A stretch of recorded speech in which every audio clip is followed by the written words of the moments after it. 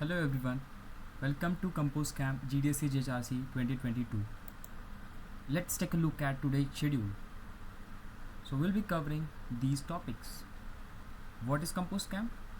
What is Jetpack Compose? Why to use Jetpack Compose? Compose Camp timeline, pathways, and then installing Android Studio, and then we will end up our session with vote of thanks. Hello, my name is Vidhanshu Borade and I am facilitator of Compose Camp 2022 GDSC GHRCE. I'll be guiding you throughout this session. So let's take a look at timeline of this event. So today is 8th October and we are conducting info session on Compose Camp. So we have divided this timeline into 3 parts. The first part is introduction, the middle part is learning, and the last part is building. So we are in the introduction session now. On the next day, on 9th October, we'll be learning about Kotlin language, from Hello World program to the object-oriented programming of the Kotlin language, completely from scratch to advanced. Then on 11th October, you will be building your first application, which will be a birthday card. Then our learning timeline will be complete, and then we'll be jumping to the building phase of the timeline, which will be a dice roller game using Jetpack Compose. You will be building your first application using Jetpack Compose, which will be having a state management, column and row layouting, and various other concepts which you will be using to build this application. So now we can see that Android is everywhere. Where do you see Android? You see in watches, you see in Android phones, you see in Android TVs, you see Android in like tablets. So Android is everywhere. Now let's take a look at what exactly the Compose Camp is and what the Compose Camp does. So Compose Camp is nothing but a community organized events focused around how to build Android apps using Jetpack Compose, where attendees get hands-on coding experience with Compose. Now you might be getting a question in your mind, like what exactly the Jetpack Compose is. So Jetpack Compose is nothing but an Android modern toolkit for building native UI. It simplifies and accelerates UI development on Android. Quickly bring your app to life with less code, powerful tools, and intuitive Kotlin APIs. So Jetpack Compose is nothing but a modern toolkit which you can use for building UI for the Android application. But previous, when there were no Jetpack Compose, we were using XML for building the UI for the Android application. It was very hectic to use XML because it was not using declarative approach. Now what exactly this declarative approach is? Let's take a look at this. Declarative UI or declarative approach. So you completely describe your UI for a given state. The framework updates your UI when the state changes. Now what do they mean? To understand these two statements, we first need to understand what exactly the state is. Now what is state? State is a special variable that changes throughout the time of application use due to user interaction. Didn't get it? No problem. Let's take a look at the state with a real life example. Suppose you are sitting in a meeting and you have to enable your silent mode so that your Android phone will not pop up or ring when there is any call or then there is any kind of notification. So what you do, you take out your mobile and you just switch on the silent mode or the vibration mode. So what exactly happening behind the scenes when you click the silent button or the vibration button? It is just changing the state. That state will decide whether your phone will ring or not. So there is kind of conditioning. So the state is exactly the same thing, but state also used for like re-rendering, when to re-render the component or recompose the component. So now let's continue with our example. Suppose let's consider this function on the left hand side. You can see don't worry if you are not understanding the code right now, but we'll be covering Kotlin from scratch in the upcoming lectures. So what is happening here is there is a variable named isSilent. So initially it is having false. So we are just conditionally checking if the phone is silent, don't ring it. If it is not silent, then ring it. So this is simple conditioning kind of thing. So this is what behind the scene happens when you click on the silent button and then again click and turn it off. So there is changing of state. So due to changing in that state, the behavior of your phone changes. So this is called as a declarative approach. Let's take an example of the piece of code which you can see on the left hand side. Don't worry if you're not understanding the code, we'll be learning about Kotlin from scratch in the upcoming videos. So this code is saying nothing but there is a variable named is silent and which is having the false initially value stored in it. Now if the phone is silent, then don't ring it. But if it is not silent, then ring it. So this is the simple thing happening in this code. Basically just with the help of the single variable we are deciding the behavior of the phone, whether your phone will ring or not. So as soon as you click the silent button, the is silent state will update it to the true, and now because it is true, our first condition will be true and phone will not ring. So okay, so this is what exactly the state is. I hope you get like what exactly the state is and what declarative approach is. Now let's move ahead. Now let's see why to use Jetpack Compose. The first advantage of Jetpack Compose is less code.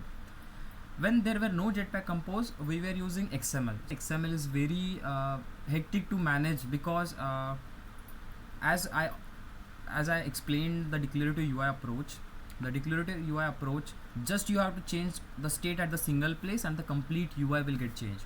But in case of the XML, there were very problematic situation. You will have to update the code at various places, so it wasn't good.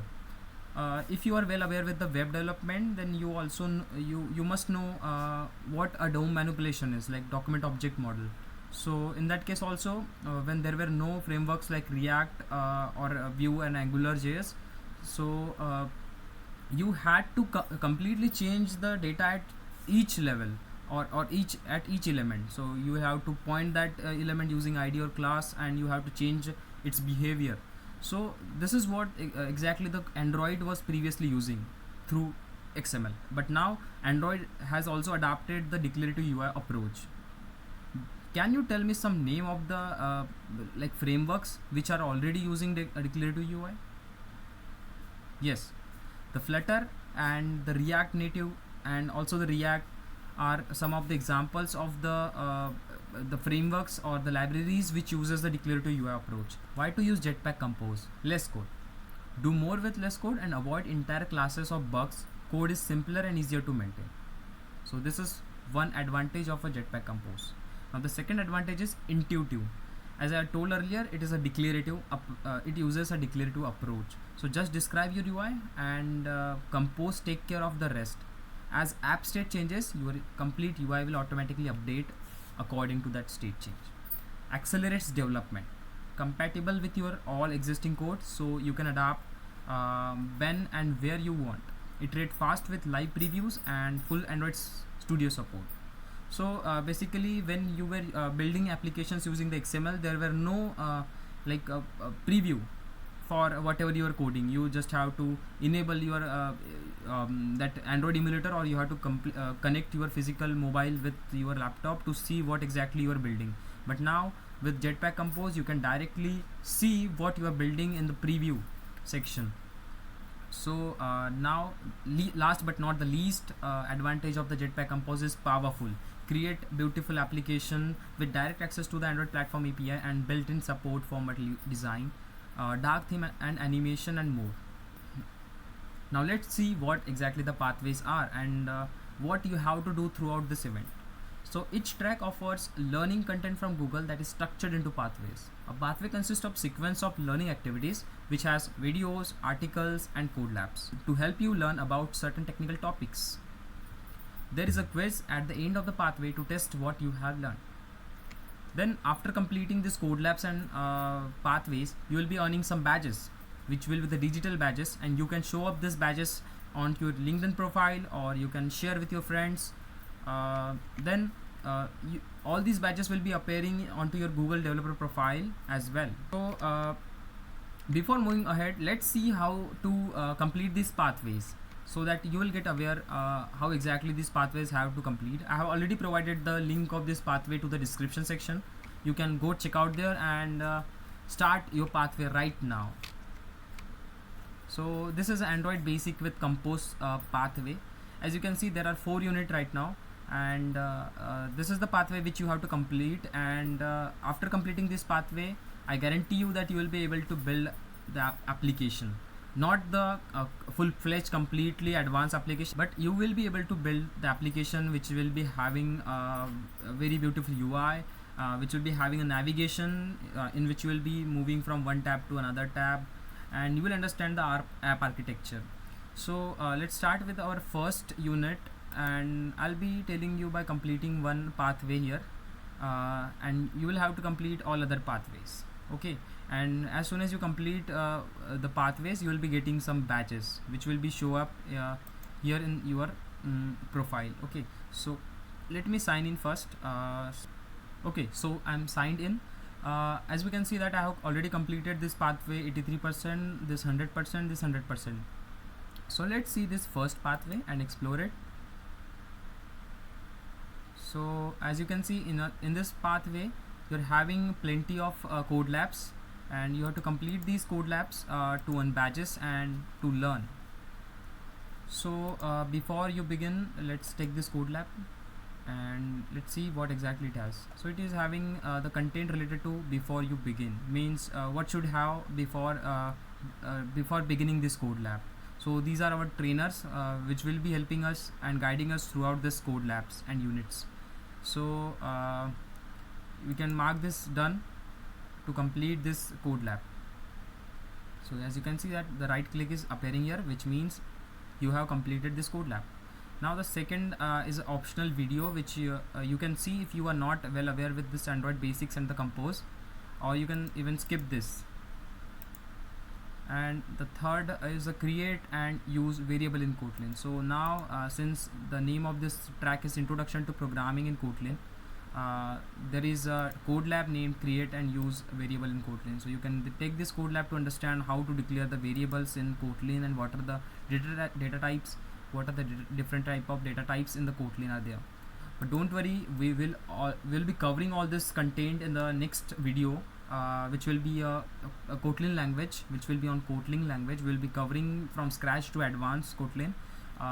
Then and then only we'll be start building we'll start building our Android applications. Okay, so you can read this to understand how the variable is declared, what exactly the variable is, and difference between different type of data types: string, int, double, float, boolean. And if you are completed with this page, you can click next, click next, click next, next, next, next, and then done.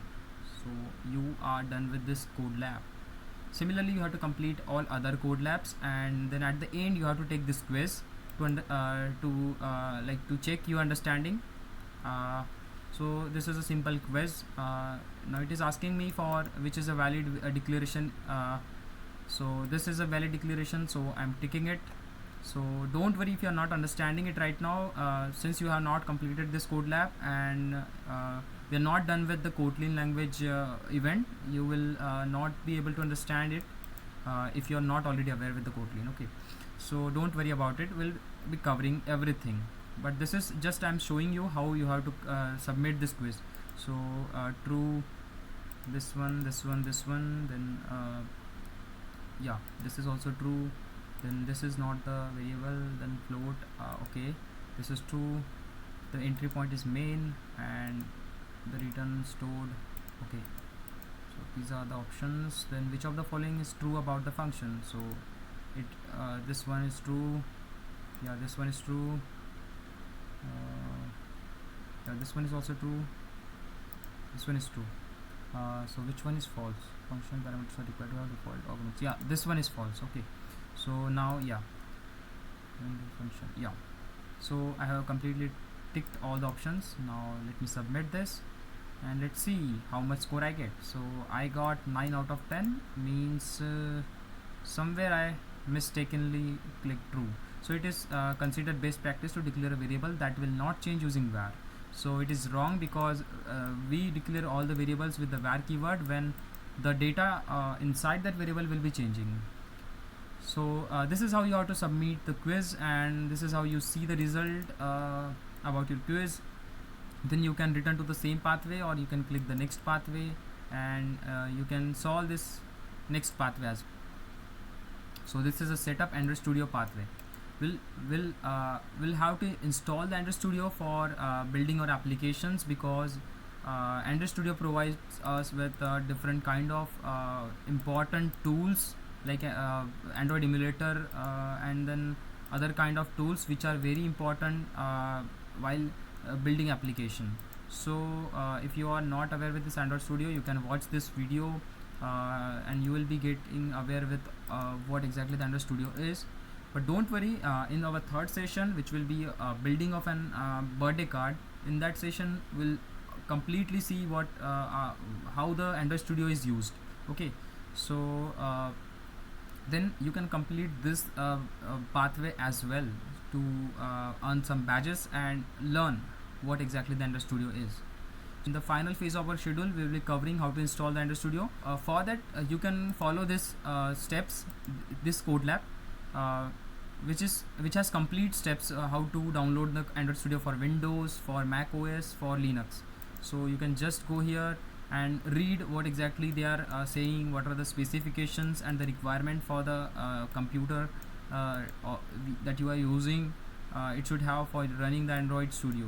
So check system requirement, then accordingly you can click next and you can download it.